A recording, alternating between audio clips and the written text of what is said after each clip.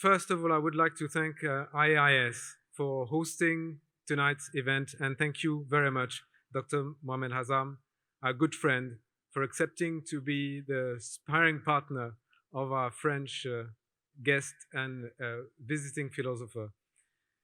I'm very proud, in the name of the French Embassy, to be co-organizing tonight this event with you.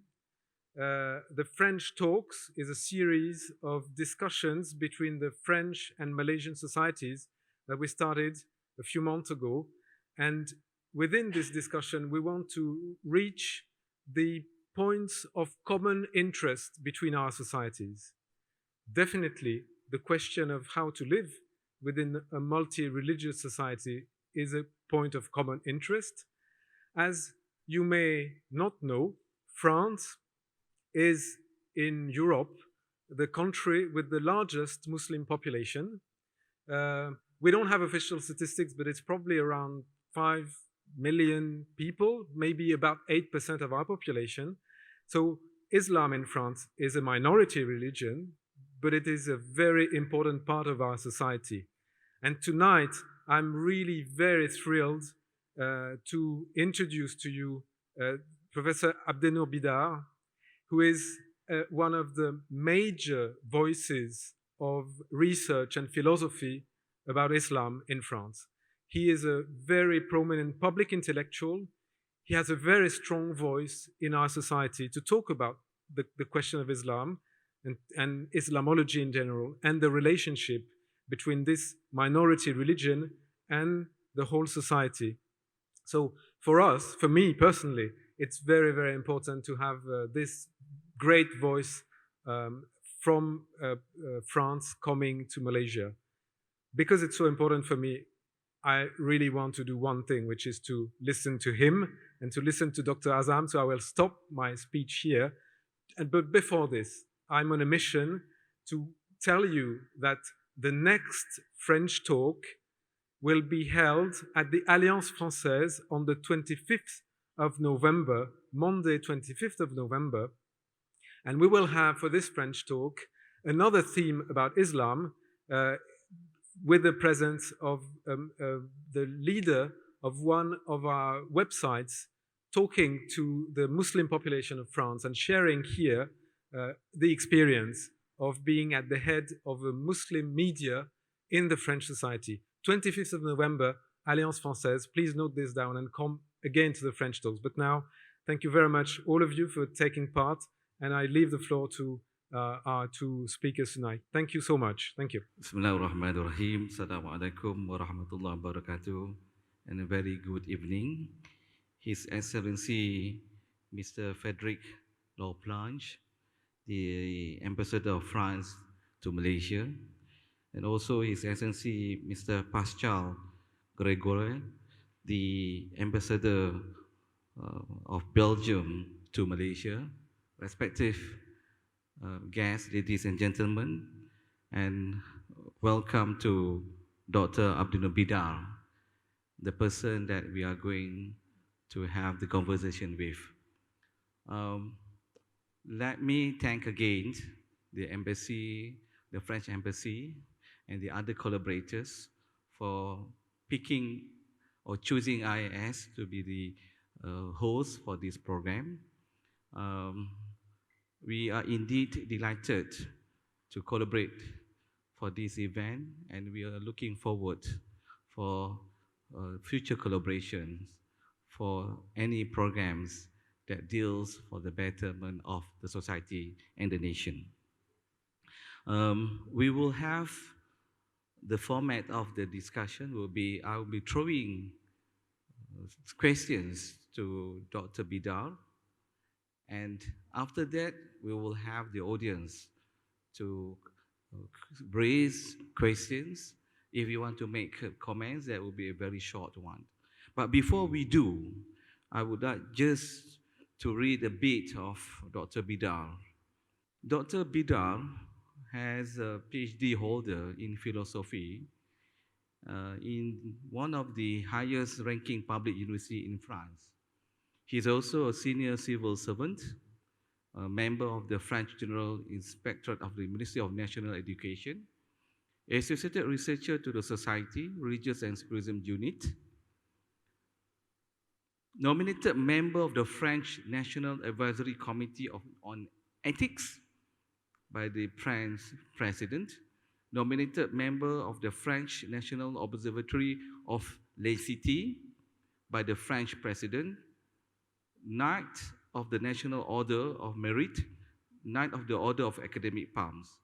He is very famous in France because he appeared in most of the channels of TV, especially in the French TV shows, as well in radio. So his life is dedicated to this academic discourse, in particular with regard from his interests under the areas of philosophy. And he has also written a lot, mainly in France, perhaps a few that I can mention here: Reconnecting Life in 2016, Building Society 2016, Secularism 2017, Islam under this Self-Islam, and also some other writings as well. With that, let me start the ball with the first question. This will be a very basic one. Okay, Dr. Bidar, thank you very much for your time. As a Muslim, can you share a bit of your life in France, where, like the Excellency mentioned, that Muslims, about 5 million in France, they are minority, and perhaps that would be something that you can share as a Muslims living in France. And who are the ones that shaped you, your life, to what you are now as a philosopher that talk about Islam? So,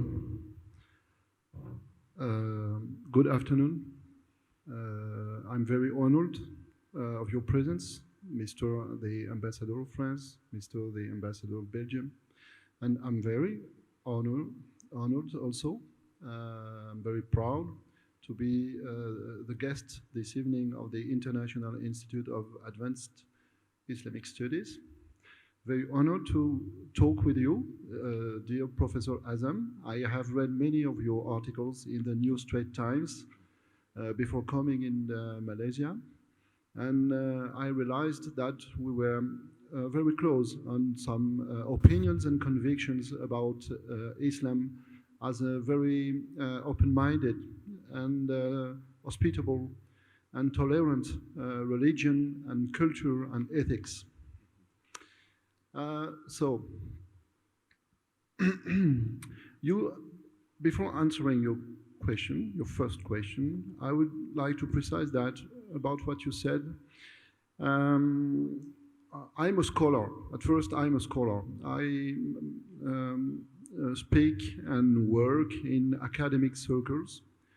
But in France nowadays, it is not enough. Because when you work on Islam, you must be present in the public debate. You can't stay in the academic circles, speaking between scholars with a few students, because the first thing that I want to say to you, to tell to you, is that Islam in France became a national passion. It is one of our most important debates, because nowadays Islam, because of the presence, the massive presence of the Muslims in our French society, Islam is now at the crossroads of the most important debates for French identity, for French culture, for French society, from the spiritual questions to the question of inequalities. So Islam, for all those debates, became central. And I often say in France, I repeat it all the time, the presence of the Muslims is not a threat for the French society. It is an opportunity. It is a great opportunity. And I hope that this evening I will explain this point. But at first, your question. I'm a very strange Muslim. I'm in the Muslim Ummah. I'm a kind of UFO, unidentified flying object. Why? Because I come from a mother who is converted to Islam.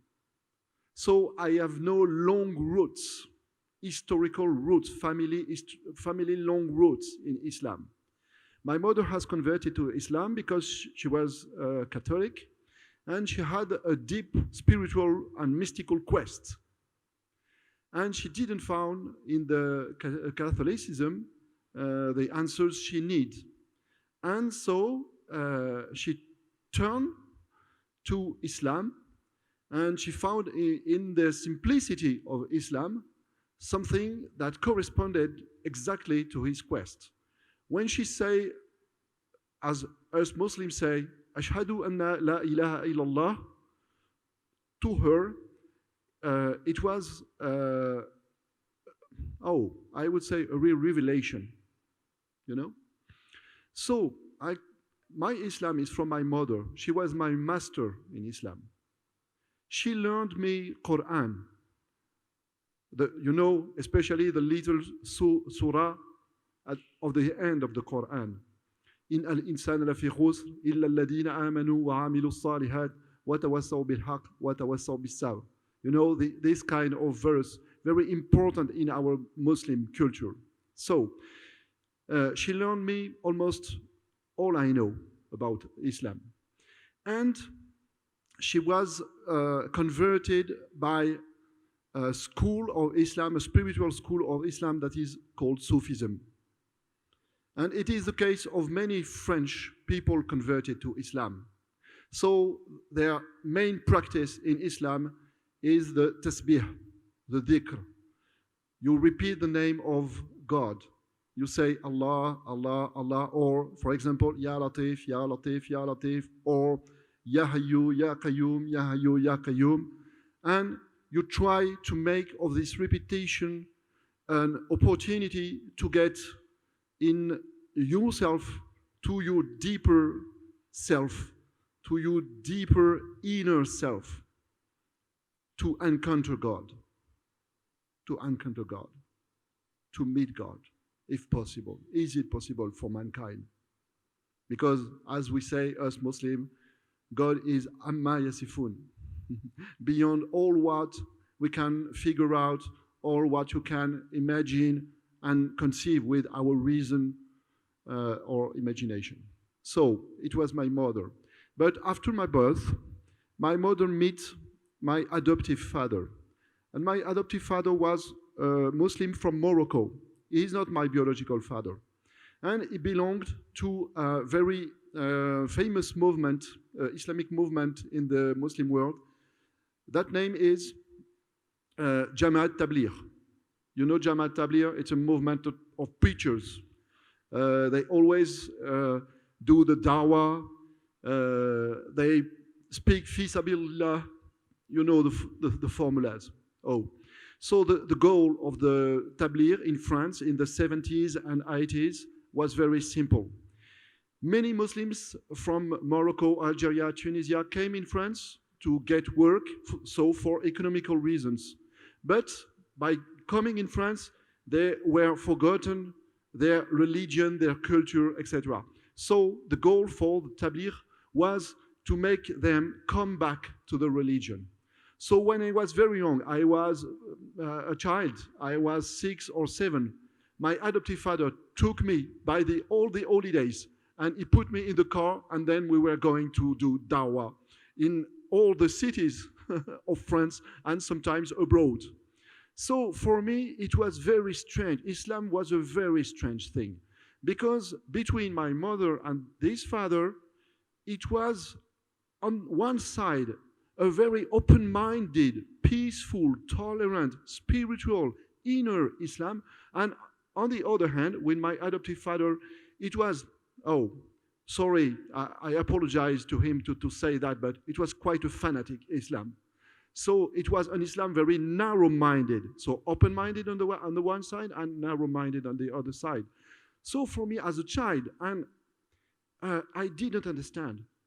And I didn't understand also because my grandfather, the father of my mother, who was himself not Catholic, but communist, and not only communist, he has fought in the Second World War, and he was a resistant.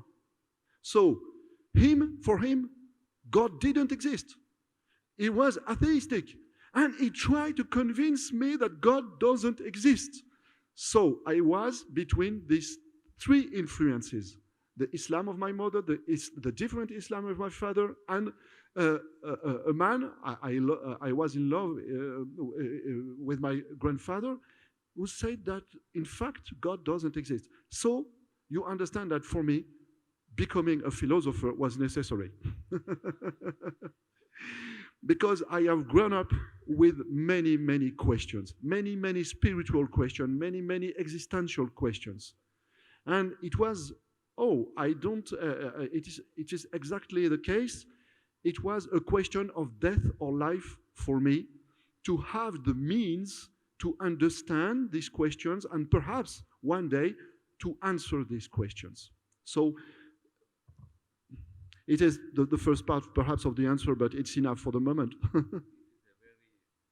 Really, really fantastic background of Professor Dr. Bidar for having that experience.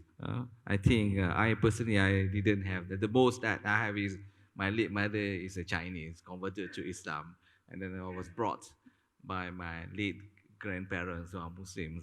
But nevertheless, this is very, very interesting. Okay, can we move to the second question? Yeah, you are well known for your ideas on European Islam. Can you elaborate more on this and how it is distinctive with other forms of Islam? This is European Islam, and you have Islam. It's like you have European Islam, you have Malaysian Islam, you have this, what we call it, the Southeast Asia, we call it, the name is Nusantara Islam. Within Malaysia also we have perhaps a different practicing of Islam in terms of certain things from different provinces. Perhaps you can share a bit of that. Yes, so at first I would precise that for me the question of an Islam which would be specific to Europe is a complex question. Do I call about an European Islam? Don't misunderstand what it would mean. I think that at first Islam is one. Islam is one. And us Muslims, our most fear is to have between the Muslims all over the world what we call a fitna. So, of course, there are special characters or traits of Islam in Europe, different from the ways on where Islam is lived elsewhere. But the main point for me is to continue to share the idea that we belong to one ummah. And I like very much an idea I've heard, and I have made mine many years ago. Someone said, for us Muslims, our ummah is the humanity. So it is not enough to say that us Muslims, we have to take care of our unity. But it is the time for us to understand that this unity of the Ummah is itself into the unity of mankind. And perhaps in an ecological perspective, we have to understand also that the unity of mankind is itself inside the unity of the living on the earth. All the livings, all the beings on the planet, you know? So for me, it's very important. And after that, we can talk about what is specific in European Islam. I don't consider, I know that many Muslim thinkers consider that in the Western world, there is a civilization, the modernity and now the post-modernity, that is destructive for spiritual traditions, destructive for religions, and so that when you are living in the Western world, you are, sorry, the term is strong, but you are contaminated by a spirit that is materialistic, nihilistic. Is it that in English?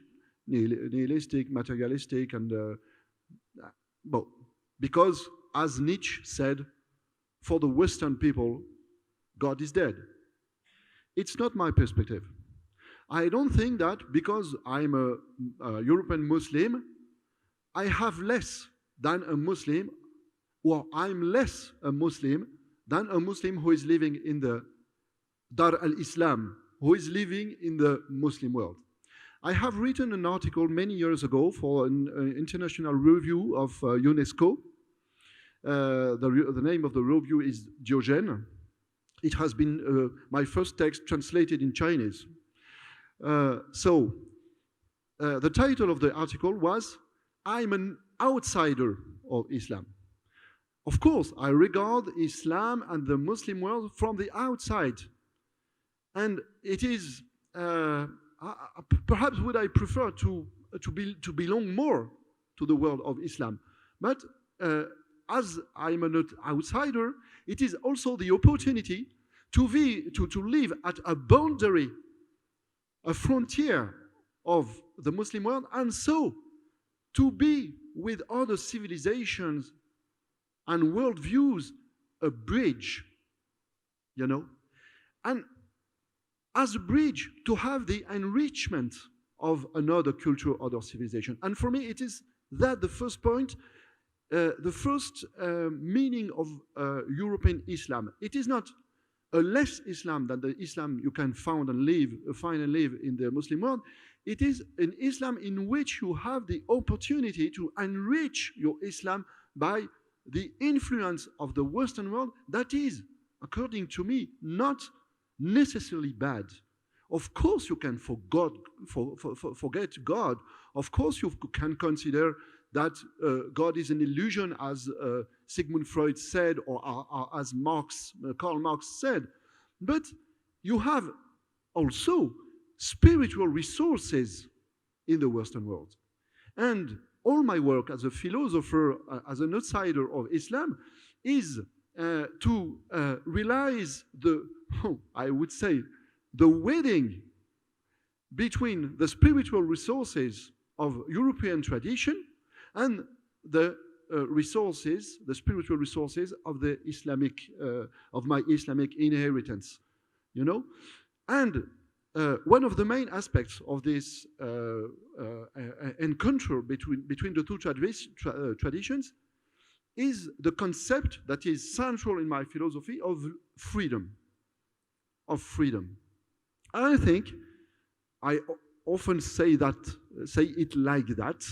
It's only a formula that God, Allah, as we say in Islam, Allah doesn't want slaves, doesn't create us as slaves. He has given to the human being, to the mankind, at the contrary of slavery, he had given to us a great responsibility. And as we say responsibility, immediately you say freedom. Because when you have responsibility, you have to make choices. And what is this freedom? What is this responsibility? I have grounded my philosophy on the exegesis of some verses of the Surah 2 in the Quran, Surah Al-Baqarah. You all know not the entire Surah of Baqarah, of course, because it is the most longer in the Quran, but there are verses 30 to 34. Go and read these verses, in which there is a fantastic, I would say, scene of theater. God is present. All the angels are present, and man, it is Adam, who is the father of humanity, who is the archetype of the humanity, has just been created because God said, you know, in Arabic, kun fayakun. He made it with mud, and after that, with what we call in Islam nafasul rahman. He blows on the mud, and then she was a living being. I love this expression, nafas of Rahman. Nafas of Rahman. So, what happens at this moment described by these verses of the Quran?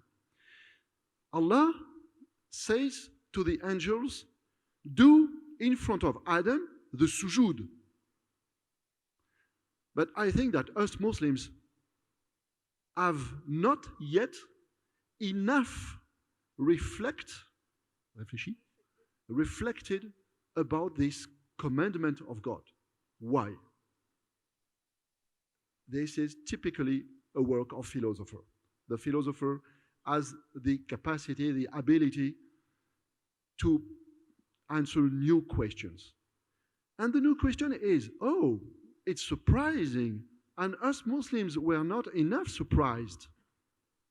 Because how is it possible to the angels to do the sujood, the prosternation, in front of Adam instead of God? Wow. Wow. Wow, what happens there? So we have to interpret this, I think, but the discussion is open, but we have to interpret this as the will of God to show how important is man. How important is, how great is the responsibility he has given to man. So what is the responsibility? And the responsibility is, for example, the responsibility of knowledge. Getting knowledge in this passage of the Quran, because, you know, in this passage, God said to the angels, I have learned to him, Adam, the names of all things. The names of all things.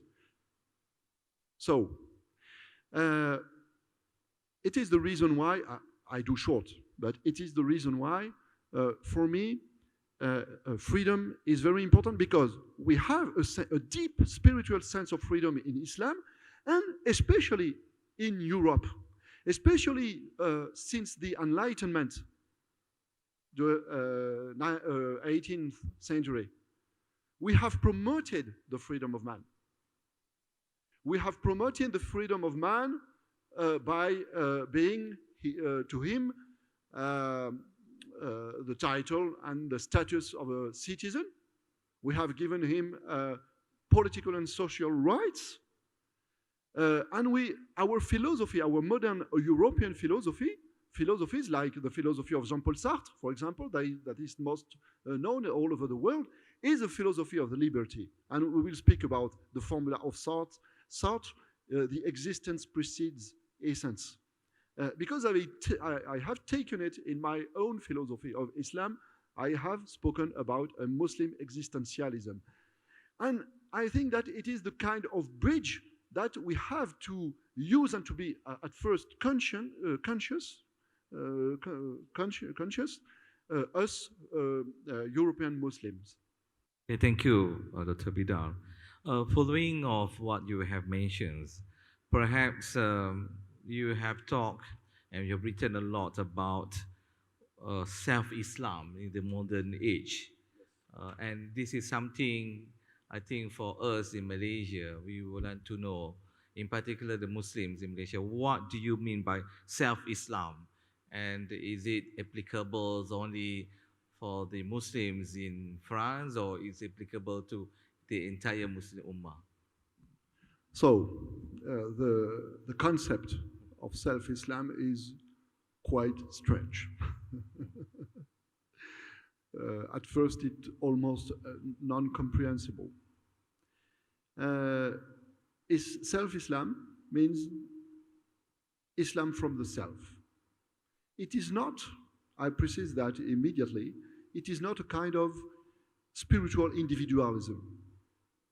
One more individualism after other individualisms, you know? No, it is something else. The inspiration of self-Islams came to me especially from my two roots, European root and Muslim root. On the European side, it is the root, of course, you have understood it, of the freedom, of the liberty. It is the concept of autonomy. Autonomy. It comes from a Greek notion that is nomos, autonomos. It is literally to be yourself, your own law, your own master. Okay? What the Enlightenment in Europe has called think for yourself or think by yourself. Use your critical thinking to make your own choice and to become, as far as you can, the master of your life or the conductor of your life. But on the Islamic side of my culture, I have found the opportunity to deepen this conception of the self as promoted by Europe. In what way? I have found a conception of the self that is most profound, most deep at the side of Islam, especially by reading the great philosophical opus of Mohamed Iqbal. He is one of my main masters because I have not received only the influence of my mother, I have also read books, of course. And have you ever heard of Mohamed Iqbal? Who has listened, no, not listened, read Mohamed Iqbal? One? Wow. Wow. Not especially for the Muslims in the audience, but for all of us, it is a very great Muslim thinker. Very great Muslim thinker for all of us because, as I said before, he's talking to us about humanity. He's not only a Muslim who's speaking to Muslims, you know? What he says is very important for Muslims nowadays, but for everyone, I think, who was Mohamed Iqbal? Mohamed Iqbal is considered as one of the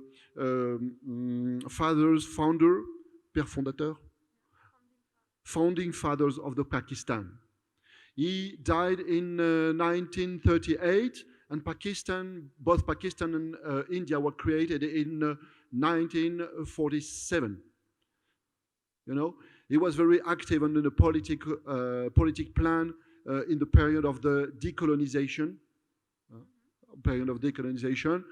But his main importance was at the side, not on the political side, but on the philosophical side.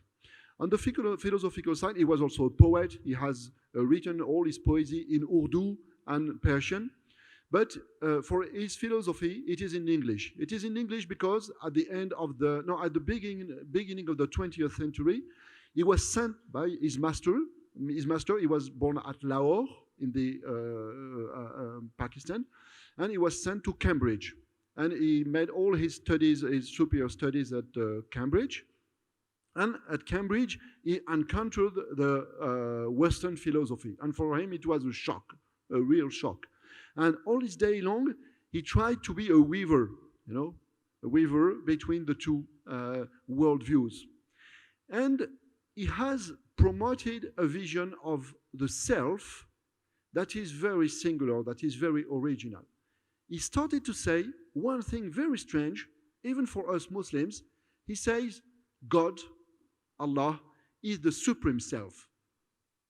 It is, we can read it, for example, in the Quran, where, in the verse in which Allah says about himself, he's speaking, himself, not like everywhere else in the Quran, La ilaha illallah, but he says there, La ilaha illa ana. La ilaha illa ana. Ana in Arabic means me, I.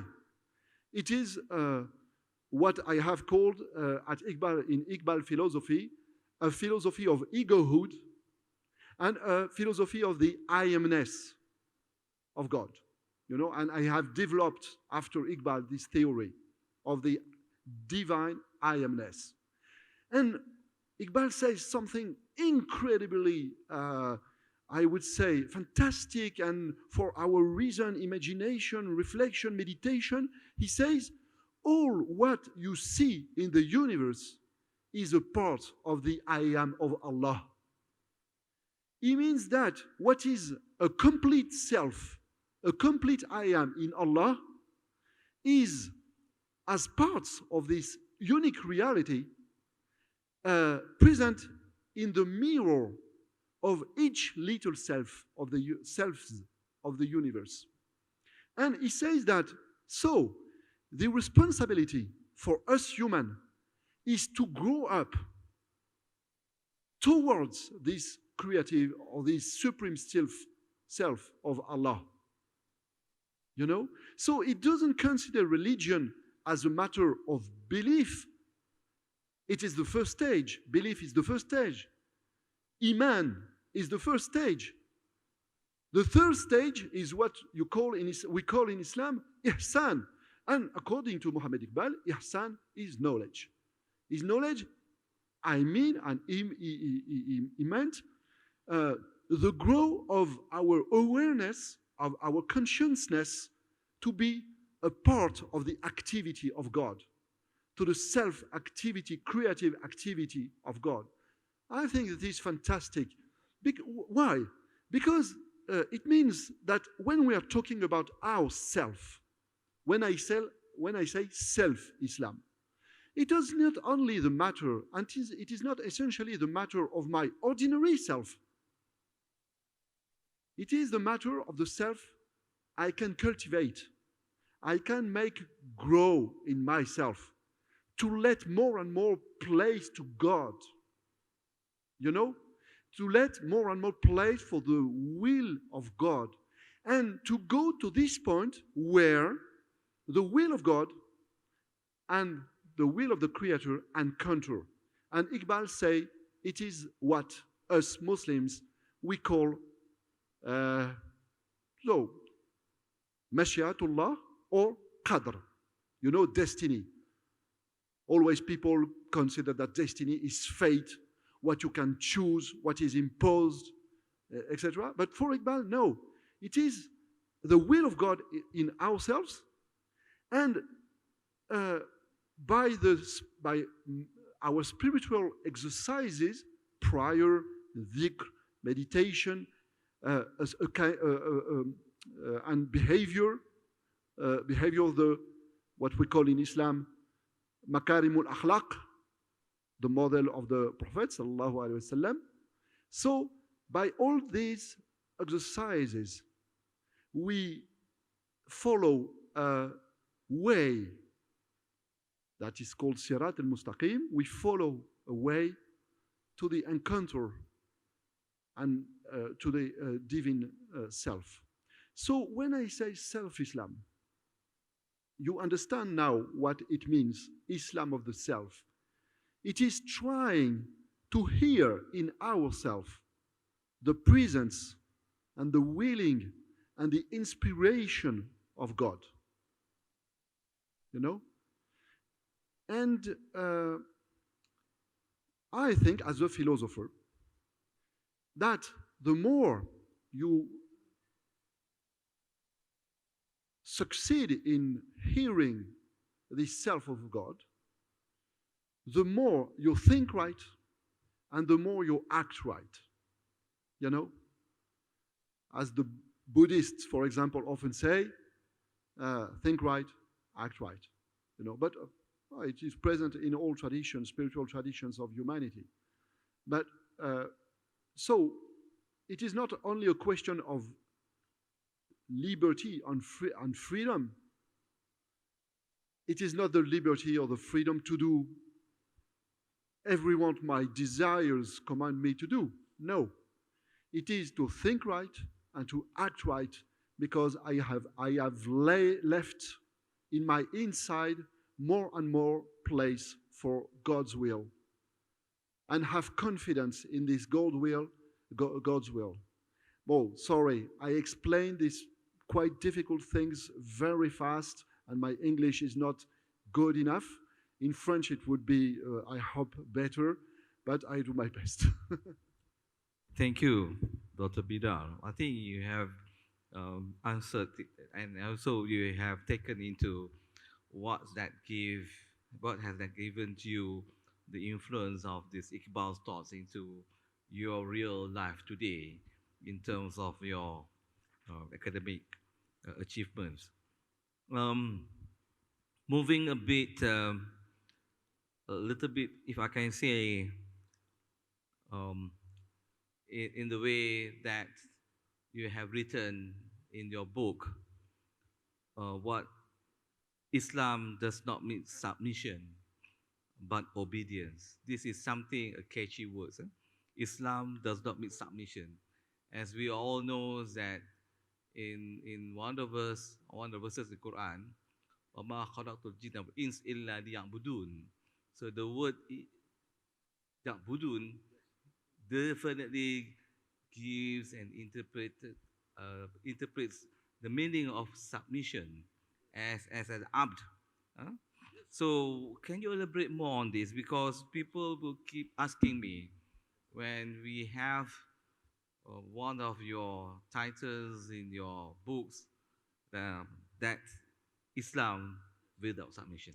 So, for us Muslims, it's a central question, central issue. I'll start by an example, a very personal example. My name. My name is, I pronounce it Arabic, Abdennour. In France, I am called Abdennour, and sometimes Abe. But my name is Abdennour. What does that mean?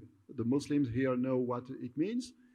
Noor is one of the 99 names, sacred, holy names of God. Rahman, Rahim, Malik, Qudus, Salam, etc. So the meaning of Noor is light, but not the light of the lamps, not even the light of the sun, the light of God. That is a light we can't perceive with our sensible eyes, you know? So my name means the servant of God's light. Abd, it is the Arabic notion of Ubudiyya, as the Sufis say, especially because they have must study this notion of Ubudiyya. You have a very incredible theory of Ubudiyya, for example, at Ibn Arabi, Muhyiddin Ibn Arabi. So my name means, if I say it literally, that I'm servant of God's light. It is for me a submission. It is, what would be the meaning of the submission to God's light? It is not my interpretation, because I don't know how to be submitted to God's light. What is my responsibility, personal responsibility as a Muslim, as a believer, and also as a thinker towards the God's light? My responsibility is to try to be illuminated by this God's light. You know? Try to be illuminated, just as I said before with self-Islam. Illuminated by God to find the right thing, the right way of thinking in all the problems I examine with my reason, and to be illuminated also in my daily behavior. you know? So, for me, the meaning from this example, the meaning of being the servant of God light is not submission, it is consecration. And this term, I don't know if it's the right term in English. I consider that my responsibility is to consecrate my whole life to look for the God's light. You know? To commit oneself. Yes, of course. It's a real commitment. I've forgotten the term, but it's, thank you, it's exactly the term. I consider my life as a commitment, you know? And it is not a sacrifice. It is more and more pleasure. I don't feel as a slave of God's life and of God, you know? Because the more and more I walk towards this God's light, I grow in confidence. I grow in inner peace. And I grow in energy. I'm getting older, of course, like everyone. But with this aim, with this goal, with this horizon, I don't only get older, I also get younger and younger. You know, we are very far from the comprehension of Islam as a submission, you know. And for me, it is more and more, I think, it is more and more freedom. And I don't know how you hear here in Malaysia when I spoke about these things, but you know, for European Muslims, some of them say to me, "No, you're not allowed to say that. Islam is submission. Point." You know, but other Muslims say to me, "Wow, it is something very important for us, because if we don't reconciliate like you do or like you try to do, if we don't reconciliate our Islam and our wish of freedom, we will not be able to give to our spiritual and social lives, a coherence, you know." And for many Muslims, especially in the young generation, the new generations, it is for them a useful idea, a useful conception of ubudiyya. Ubudiyya is consecration. And it is also for them interesting because when you dedicate or you consecrate your life to something like God's light or truth or beauty or justice, these ideals, you give a great sense to your existence. And nowadays in Europe, there is a deep crisis of meanings. There is a great lack of profound existential, philosophical, spiritual meanings for life. So it is a way of understanding of Islam that is, as one of my masters said, something that allows us, Muslims, to be both in fidelity and movement. Fidelity and movement. I am an abd, but not perhaps in the most traditional sense, that is only submission, but it is a consecration to, for me, God's light, to a great project of existence. Thank you. I bear in mind that I want to give you a chance to raise questions pertaining to what Dr. Bidar has been sharing with us. There are some of his points which I believe to certain people of you might be a little bit controversial, but bear in mind, if we take this as a freedom of expressions, you may question him back later afterwards. I want to give you a lot of opportunity, but I have a few more questions which I would skip, but I would like to ask you one particular question with regard what is happening recently in France.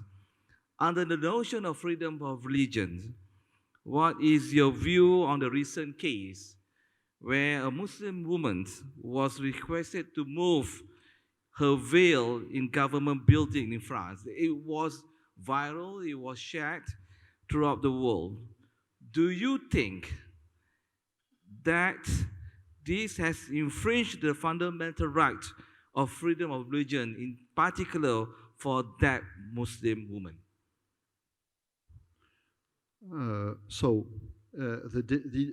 I answer immediately at the question, and after, to understand my answer, to make my answer well understood, I will speak about the context. But I want that to be the most clear I can be on the point. So, to demand to a Muslim woman to wear off or to remove a veil in a public space, in France, it is not the law. In France, it is not the law. According to the French law, there are only 3 things which are forbidden. The first is what we call the burqa, complete veil that hides the face. But it's not a question of what we call in France laïcité. It is the question of public security. In the public spaces, you must be able to identify the person you are talking with, or the person who is entering in a public space. So it is a question of public order or security. So, first thing, as a Muslim, I don't estimate that I'm discriminated by such a law. Second interdiction, things that is forbidden. When you are a civil agent, civil servant, when you are a civil servant, you represent the state. In France, the state is neutral. So, you can have on yourself visible religious wearings or signs in general, you know? But you have made the choice to become a civil servant of the state. So, as a Muslim, and I would like to talk about that with you, but as a Muslim, I don't feel that as a discrimination. Because in the exercise of your public or your public functions, it is your profession. You represent the state. You represent yourself. So the third thing that is forbidden is at school for the pupils. And in France, for many years, now it's quite calm, but only quite calm. The third thing that is forbidden is for the pupils to have in the public schools religious signs that are considered not every sign, but signs. In French, we say that they are ostensibles. It means provocative, showy. Bon. So in that case, there was no reason for, there was no legal and so legitimate reason to demand to this woman to wear off his veil. And actually, now some elements of context. In France, there are many Muslims, and there were between 2015 and 2016 the terrorist attacks, and it provoked in France a big fear around Islam and toward the Muslims. And there were, and there are still now, many confusions. Some people now in France consider that Islam, not only the terrorists who pretend to be Muslims, but that Islam in general, by essence or by nature, Islam is an intolerant, violent, and aggressive and destructive religion for other culture and religions. So there is a context of fear in which many French people, not all French people, of course, but many French people consider Islam as a threat, a threat, a threat. You know? So, what is the result? Some people would like the veil as the most visible thing of Islam forbidden in all public spaces. And they begin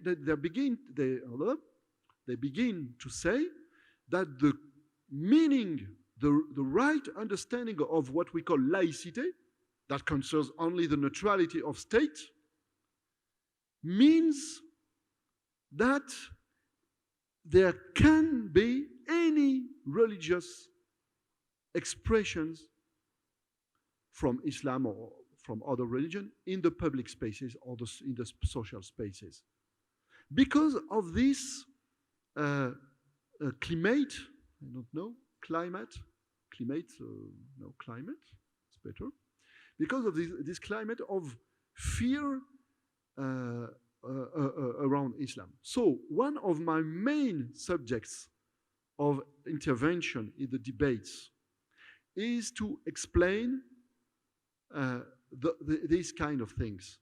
Because I feel the responsibility as a Muslim thinker identified like that by all the French public is to explain that no, Islam is not terrorism. No, Islam is not by nature violent. No, Islam is not by nature. It can seem to be evident, obvious, but for many people nowadays in France, it is not. And it is our problem, you know? And especially because there are political discourses about that. Many politicians,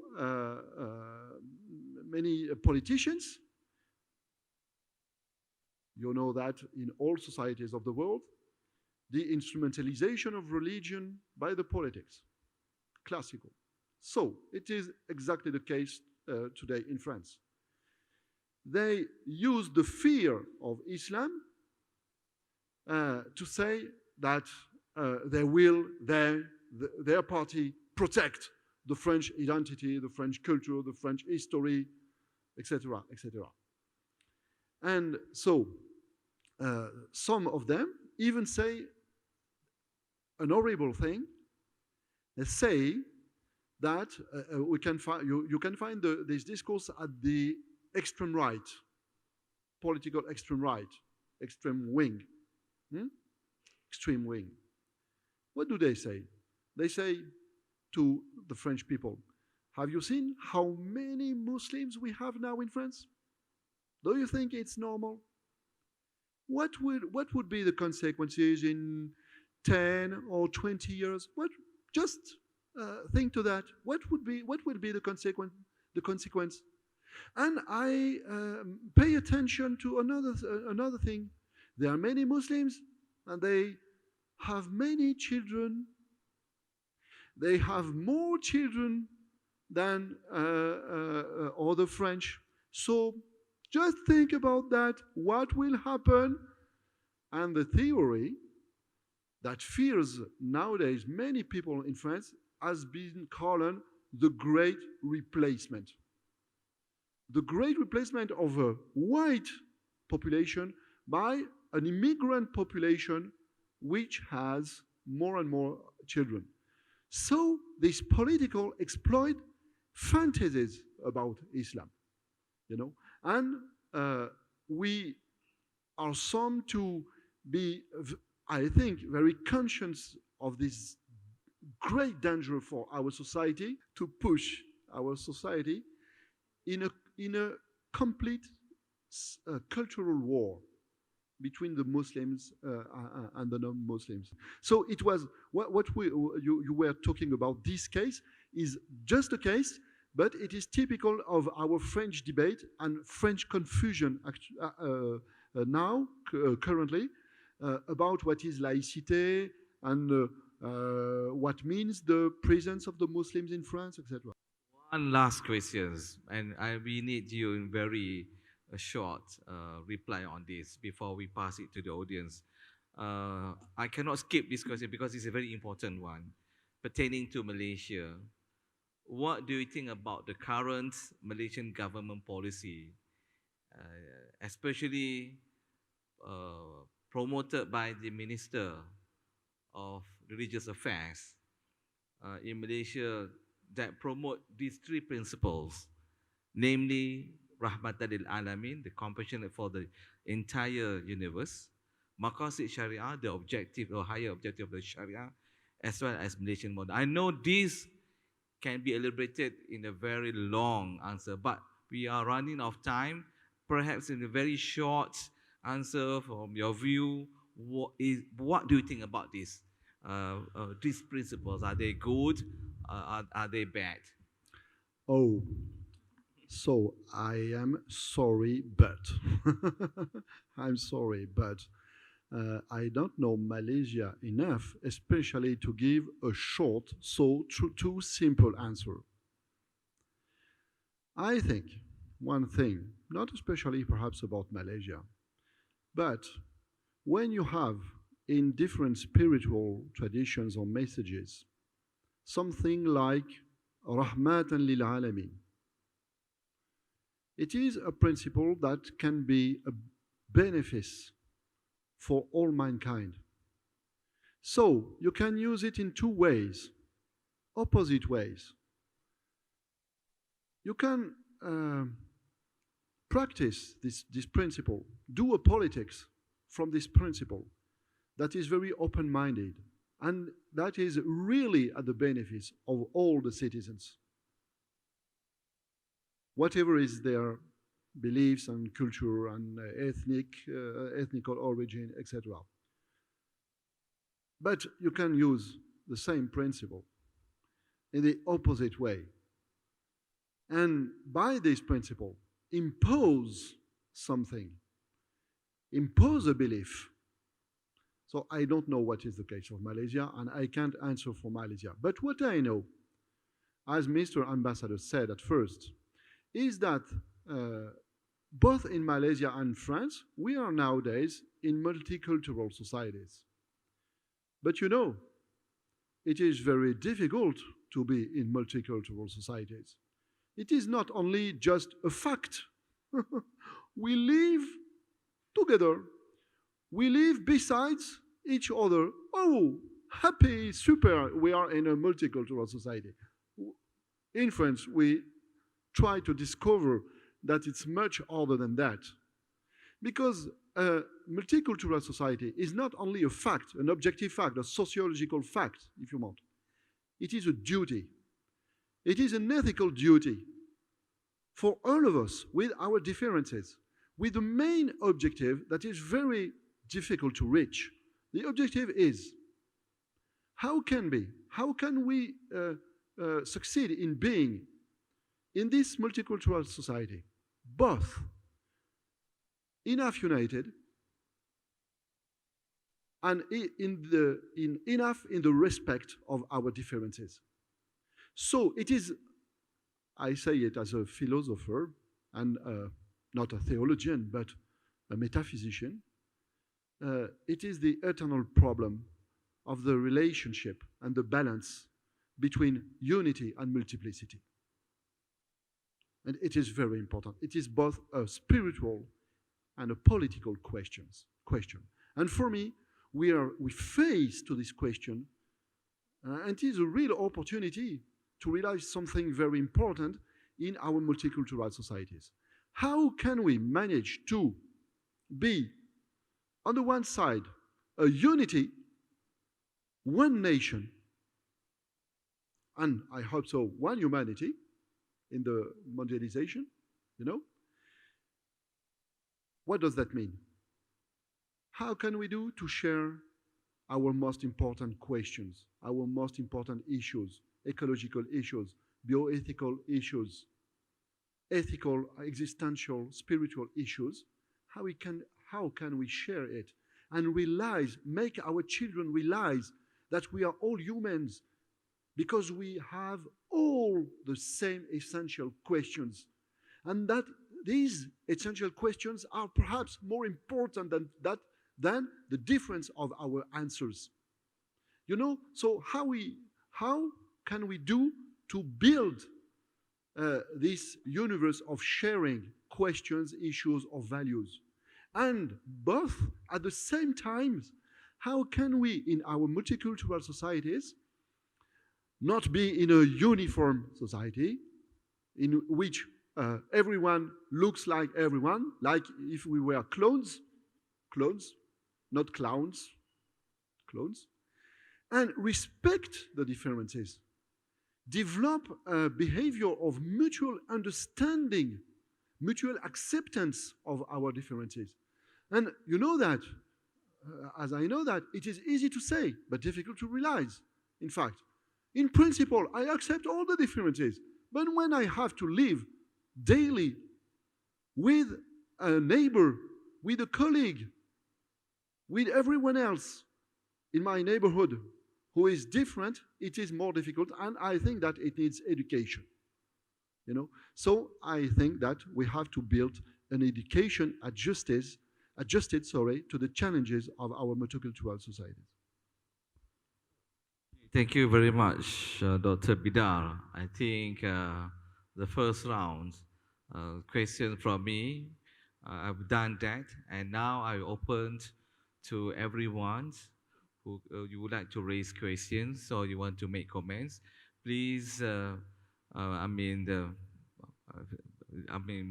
mention your name, or if you represent any organizations, and your questions has to be short and precise. And if you want to give comment, also will be short and precise. My name is Siti Kasim. I'm not from any organization, just a very interested Muslim Malaysian. A question for Dr. Bidar, is it? Yeah. Do you agree that the state should not interfere in managing with religion of individuals or citizens? That's question number one. In France, when a non-Muslim converts to Islam, are they forced to convert into a specific kind of Islam, a sect, you know, a Shia or Ahmadiyya or Sunnah wal Jama'ah? Are they forced to convert to a particular kind of sect in Islam?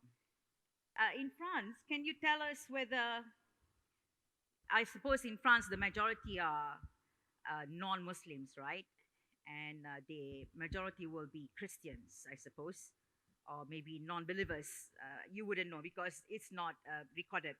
But do you have, and you admit that Muslims are actually minority in France, right? There is a fatwa that actually says whoever believes in liberalism and pluralism, you are not considered as a Muslim. So you are a deviant.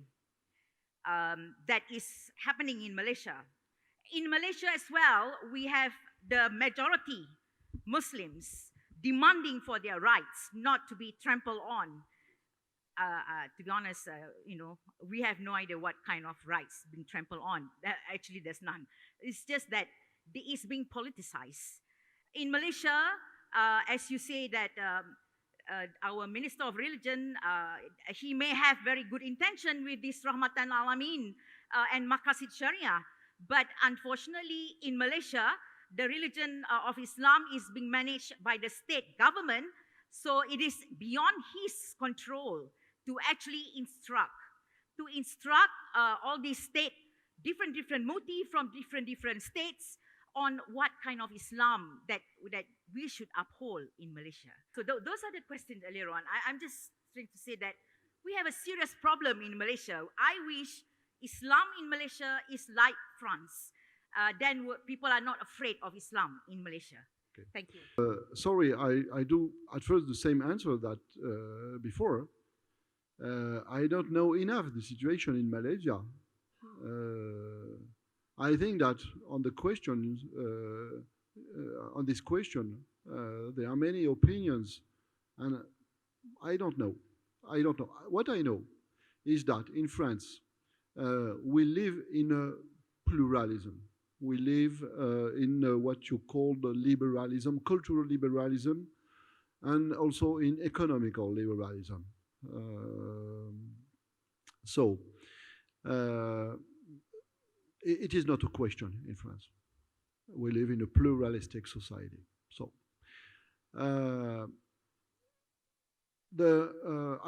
actually, I think that the people who think that the rights given to the minorities are a risk or a danger for the rights of the majority, no, it's not a great problem. It's not a great. I have heard something like that, of course, from the extreme right, but it's not a discourse that is so present in France, and that's not the feeling of the majority.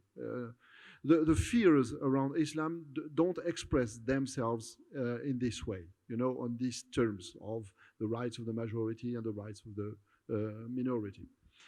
So, for general information, we were talking about the presence of Muslims in France.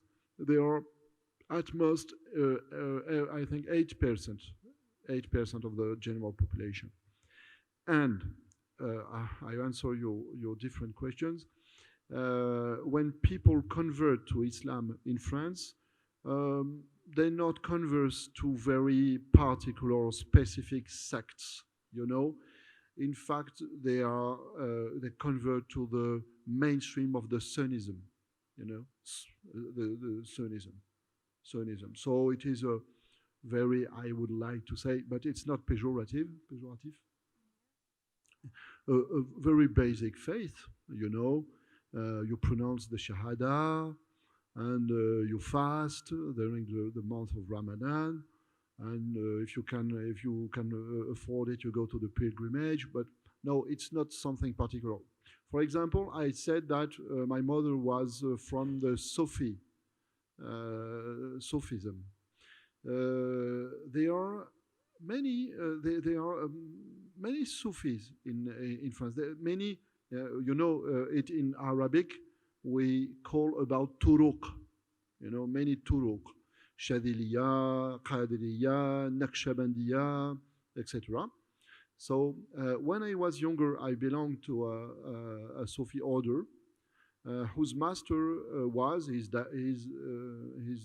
dead now, peace to his soul. He was from Morocco. And there are many Sufis, but it is few hundred or few thousands of people, not more. And about the power of state to interfere in religious affairs, etc. It was the first element of your question. Oh, I'll do exactly the same as what I have done this evening. Perhaps give you an information about this kind of question in France. In France, as I said before, we have a principle, very hard every time to be understood abroad. It is the principle of laïcité. It is an untranslatable, yes, untranslatable concept, and effectively, you're right. We translate it by the general word of secularism. But the laïcité is the specific way in which the French society and the French state and the French history lived its own secularism. And it means one thing in a direct relationship with your question. What is the principle of laicity? It is the state that is laic. What does that mean? That means that he is neutral. What means that he is neutral? It means that in France, the state has no power about religious questions, and second side of the laicity, the religions have no power in political affairs. So it is, for us French, a condition of our freedom as citizens, and French citizens are believers, are agnostic, are atheistic, whatever. So if this, no the state, neither the religion have any power to force you to have a religion or not to have a religion, neither the religion has this power to impose you something or to forbid you something, wow, you can be free. You can be really free. But the problem is, there is always a problem. Actually, in France, we have, I think, a good principle. I don't say that it should be a universal principle. I don't say that. We have it. It is our history. And we do our best with this principle. But the problem is that even if the principle is good, and I think it is good, because of the reason I've just explained, we actually are unable as a people to use laicity as a tool of social peace. And we have so many different interpretations. We don't speak about interpretations of the Quran in France, but interpretations of the laicity. And we have so many interpretations that they are indefinite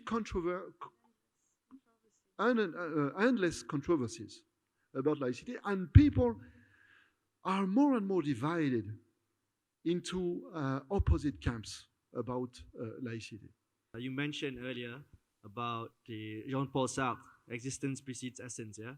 I think it's interesting because it might be in contradiction to Islamic understanding of essence precedes existence. The fact that, if you look at the Quran, verse, وَإِذْ قَالَ رَبُّكَ لِلْمَلَائِكَةِ إِنِّي جَائِلٌ فِي الْأَرْضِ خَلِيفَةً, right? So essentially, human beings are created by God to become vicegerents here on earth, to become Khalifa. And I think it's interesting because I asked you yesterday with regards to your title, which might be deemed controversial, right? Islam without submission. But I think now I understand, because last night I was thinking about it, and it does make sense because we have this fixation, especially here in Malaysia, with the fact that we are slaves of God. Therefore, we just say that the responsibility for doing good actions or good deeds doesn't come from us, but it comes from God. But I think the power that human beings have, God is closer to you than your jugular vein, is essentially the fact that we as human beings have the potential to create tremendous change. And I think it's important for us to understand that we are very much God's witness as well here on earth. My question is, how do we inculcate that value and understanding that we are more than just slaves and we have the power to create change in this world? Thank you. Yes. Two things, perhaps. The first thing is that I have employed this very philosophical expression, existence precedes essence. Oh, perhaps it is too theoretical and too philosophical, because especially on these issues, and it is the second point, we have to act and we have to live. But according to me, it is not difficult. It is not difficult. It's a daily challenge, but the principle of the challenge is not difficult. I have written about it since my first book published. It was in 2004, 15 years ago. I was young, and I said that, according to me, the way to make very concrete the philosophical idea that existence can precede essence is to ask yourself daily one question.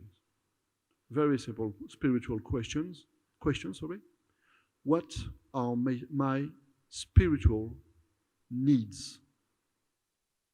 What are my spiritual needs? For example, you're a Muslim, you will pray. you will pray 5 times a day. The question of how I can fulfill my deeds, my acts, my behaviors, my prayer daily by a real niyyah, a real good intention. But intention of what? Intention of what? What is the function of the religion in my life?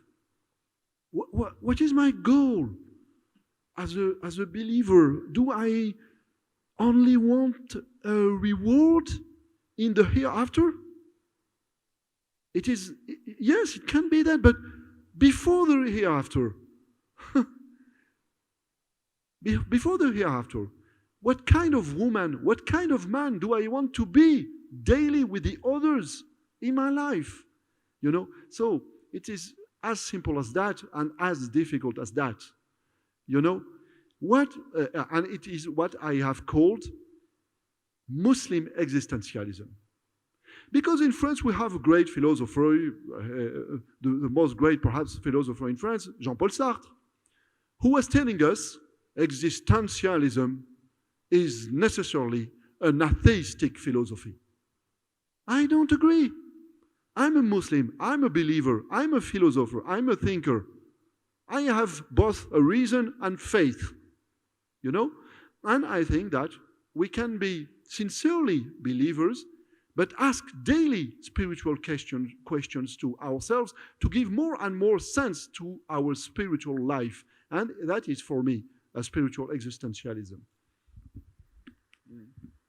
Thank you, Mr. Said Hassan. Assalamu alaikum. Wa alaikum salam.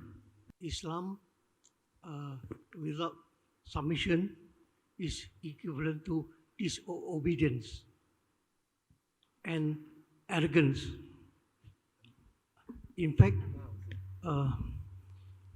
without proper submission, equivalent to unwilling submission. And unwilling submission is kufur. What is your comment? Thank you. It is one of the main subjects in my work, in my writings, because not only today, not only about this question, but the man has a date, a rendezvous with his humility and his pride. So, when I say Islam without submission, it is not at all a manifestation of arrogance. Because when you understand that as a question of responsibility, what is more difficult and what needs more humility than responsibility? Because I have very important choices to do in my life. What will be the meaning I will give to my prayer? What will be the meaning that I'll give to my commitment in life with the others? So for me, it is not something that is arrogant. It is something that demands humility. And especially nowadays, I think that us human beings, we need a great collective reflection about humility for one reason. Our powers are increasing since too secular. We are able to do more and more things. We fly in the airs. By internet, the information, the knowledge can be instantaneously transmitted from one point of the planet to the other. We have medicine that promises us to give perhaps one day an indefinite life, etc., etc. We get more and more power. And I observe that in this situation, we need to ask ourselves the question of humility. Because if we believe that we will become the new gods of the universe, we will only become monsters. And we will lose our humanity.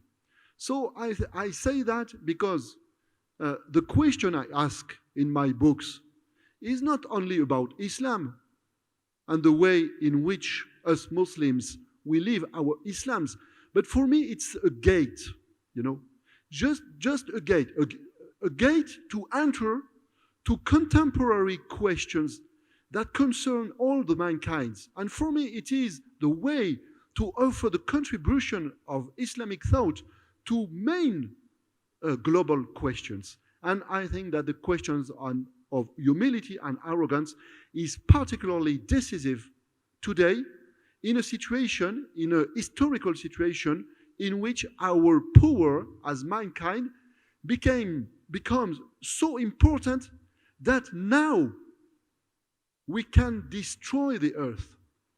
You know? You know that. We can destroy the earth.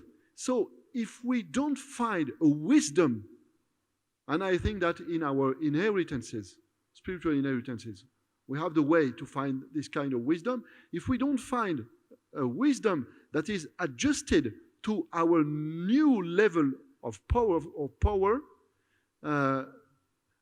we will not be more spiritual people, but we will destroy not only the planet but ourselves. My name is Aina. So my question is, how do you stay religion out of politics when majority of the Muslims argue that Islam is the way of life and it encompasses everything in our daily life? Thank you. An element of answer was in my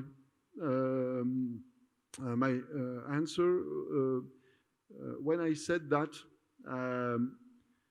live in a multicultural society needs an education for each of us. And if there is from one religion or another the temptation to dominate, I think that it's not a good thing. I think that we have nothing good to wait about that, because it will create inequalities, it will create discriminations, it will create conflicts in this society. So I think I was spoken about the wisdom towards our new powers, but there is also a wisdom to find together when we share the same space, when we share the same society. So what I have seen in Malaysia, I'm here since Tuesday, so how can I pretend to know Malaysia? But what I have seen, this morning I was in the center of KL, of Kuala Lumpur, and I have seen a Chinese temple. I've seen an Hindu temple. I have seen the mosque, the main mosque in Kuala Lumpur. So it is the image of a real multicultural society. People live together beside each other in peace. But I think that the threat for the actual society is that this inheritance is in danger. I think that it is in danger because we can observe from different sides the temptation to overrule and to dominate the others. I don't know what it is in Malaysia, but I'm one of those who in France always say that, be careful, we are in a transition in our society. We were living in societies in which people live in peace, each other, but now there are political temptations, there are religious temptations to break this peace, to break this order, to break this equality by giving one religion on one culture the domination above the others. And with humility, I think that it's not the right way. I think when I come here, and for many of us here, I thought the topic would be something like how to coexist in a multi-religious society? Because I think it is an issue in many parts of the world, how to coexist. And to me, to answer that question is to look into what caused the breakdown, that societies do not coexist in a multi-religious society. Why society, fabric is tearing apart when you talk about different religions, and what are the causes for it. But anyway, before I get to that, I will talk about the submission, trying to decipher what you mean by submission here, and why you simply focus. If you use the word submission, there are certain issues and problems that arise with it. So I would like to put an analogy, submission to jihad, right? If you say in jihad, there are two aspects of jihad. A self-jihad means it's just for yourself, and that is like self-sovereign. You will not harm people. But jihad for the cause of Allah is something else. It can be very, very physical and atrocious. So that's why I think It can be what? Atrocious or physical or, of violence. Yeah, violence, So I think that's why you try to substitute submission with obedience or conciliation. And I think you are right there to basically, draw the line. That submission may include this kind of things. I'm going to submit means I'm going to fight whatever it is. And that's a problem for society. Okay, now my question is about breaking down is this. Number one is needs, basic needs. When a community don't have basic needs, not enough, unemployment, no salaries, it will cause problems to a multi-religious society. Particularly, it affects only a particular religion. And in the case of France, we know what it is. Secondly is imposing. The majority religion is trying to impose to the minority religion. Happens in Malaysia. Islam is the major religion imposing on other religions. The same thing in France. So, and if that imposition is very hard, very harsh, it causes a problem. Thirdly, I think is a matter of one religion trying to spread their message to the other religion. Yes. I think that should not happen anymore, even though tabligh is also one of the characters of Rasulullah. With mass media right now, with social media right now, I don't think we should go to the extent allowing people to go knocking on the doors, and say, I want to spread the message. I think with mass media, you can reach all the way to all four corners of the world. It should do the job. So by doing that, then you will cancel. Anyway, okay. Thank you very much. 2 points, perhaps. One point is about jihad. Not ijtihad, but jihad. As you know it as well as me. Muslims often said that there are two jihads, two kinds of jihad. There is the external jihad and the inner jihad. Some say that as a Muslim you have to fight against non-Muslims, etc. I don't know that it is a legitimate jihad. I don't know that in the name of Allah we have to provoke wars and to take weapons against others. For me, Islam is peace and needs to be peace. It's very important.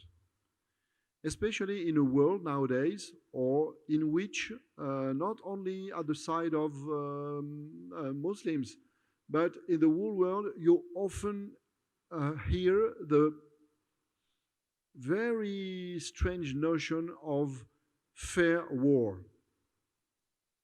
It is a fair war.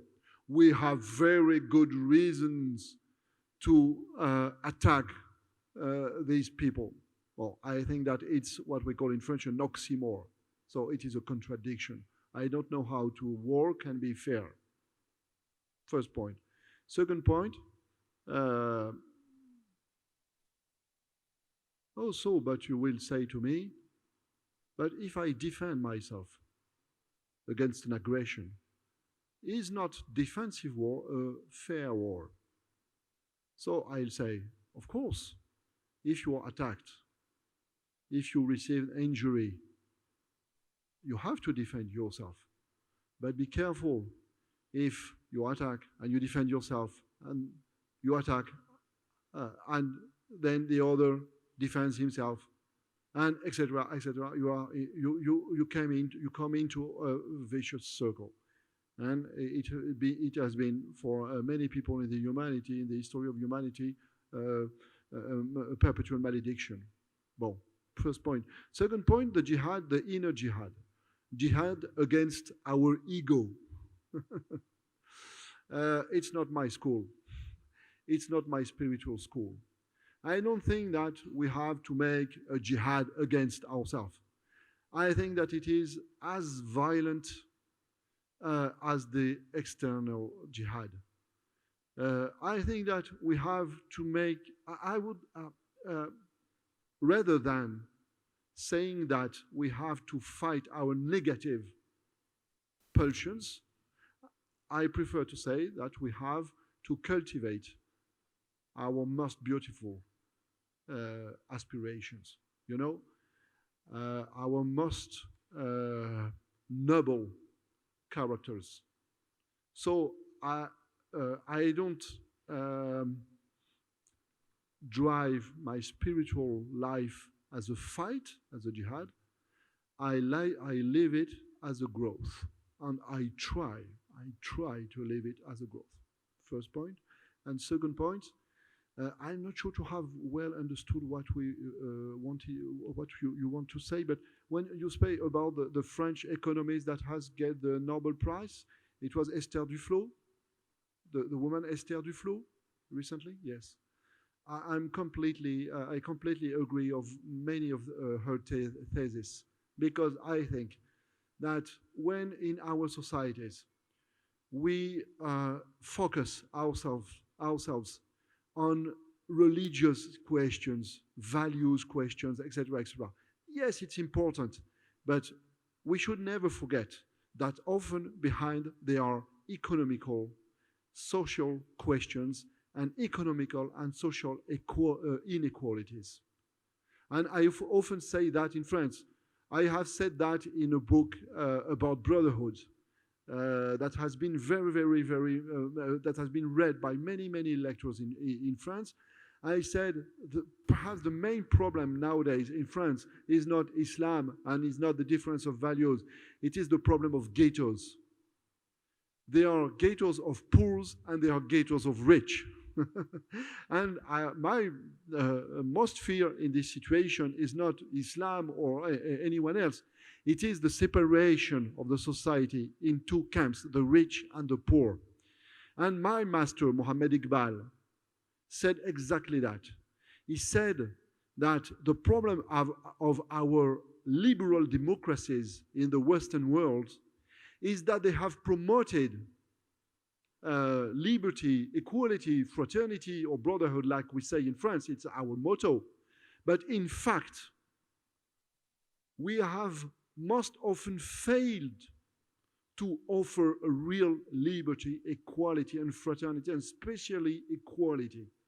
So I think that, and I often repeat that in France, okay, to concentrate our seeing about Islam and cultural question, but don't forget that the root of the problem is the root of justice, I think.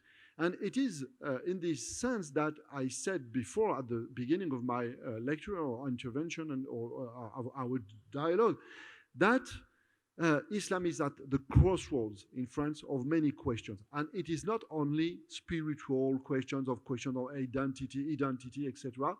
It is also economical questions in a system, global system, that is ultra-liberalist and that increases the inequalities. And for me, it's the main worry of our times. No, not exactly. There are two main worries of our times, according to me. The first one is this increasing of